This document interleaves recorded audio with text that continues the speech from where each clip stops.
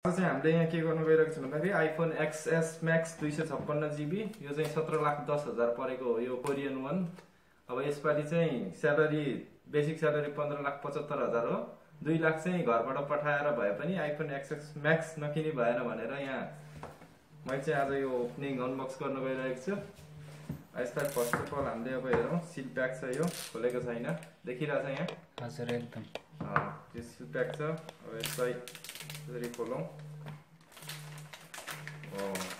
It's look good. यहाँभित्र चाहिँ हामीसँग के छ भन्दाखेरि यहाँनिर design by apple in California लेखेको छ।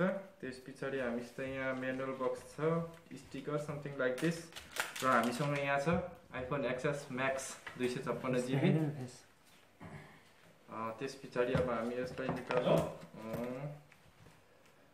यो चाहिँ स्पेस ग्रेमा छ कलर। अन गरौँ। It's like this.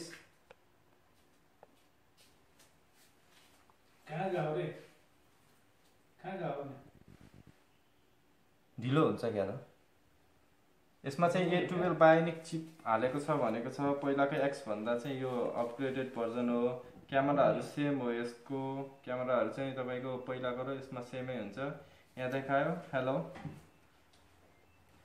अब इङ्ग्लिस गरौँ। साउथ कोरिया,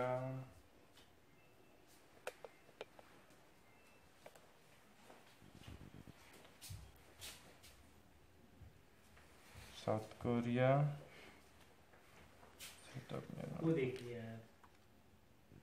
ठिक छ, यही छ हामीसित। अब हामीसँग बक्समा छ यो केबल, यो लाइटिङ पोर्ट भएको चाहिँ इयरफोनको पनि बाक्सा। यसको चाहिँ ऊ हैन वायरलेस चार्जर। यसको वायरलेस चार्जर छ त, यसको चाहिँ 90,000 जति पर्दो रहेछ एक्स्ट्रा तिरेर किन्नुपर्छ। यसमा हामीसँग यहाँ छ यो लाइटिङ केबल भयो चार्जरको लागि। यो चार्जर खासै त्यो उत्कृष्ट क्वालिटीको चार्जर नै जस्तो पहिला 6हरूमा आउँछ त्यही खालको चार्जरहरू छ। अब हामीसँग यहाँ केही छैन, यति नै हो। 1,70,75,000 अहिले नेपाली एक्सचेन्ज रेट अनुसार चाहिँ खासमा केही छैन रहेछ। मोबाइल राम्रो रहेछ, अरू भित्र उपहार केही रहन्छ हैन। त्यहाँनिर स्टिकर सुद्ध पनि दिएन, एप्पल स्टोरमा स्टिकर सुद्ध पनि दिएन। त्यसलाई डुब्स हान्नु पर्ने हो नि त। स्टिकर किन्नलाई 26,000 भनौँ, जुन चाहिँ नेपाली 2600 भन्दा बढी पर्ने भयो। 3,000 पर्यो। 3,000 पर्ने भयो। ल यति महँगो मोबाइल किन्ने हो नि त।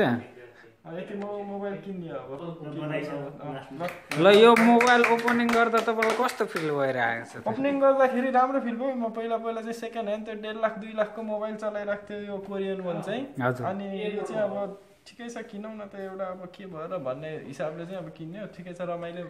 यो आइफोन XS Max नै किन्ने प्रेरणा चाहिँ कहाँबाट मिल्यो त? होइन, पोर मैले X किन्न खोजेको हो। अब पोर X किन्न खोज्दाखेरि तपाईँको X चाहिँ होइन, कति मान्छे किन्ने चाहना भएर पनि पैसाले गर्दाखेरि किन्न सकिरहेका छैनन् हैन। ठिक हो। पहिला चाहिँ X मन परेर किन्न खोजेको, फेरि मैले यसो चलाउँदाखेरि हातमा लास्टै सानो भएर यो चाहिँ ठुलो आयो भने म डेफिनेटली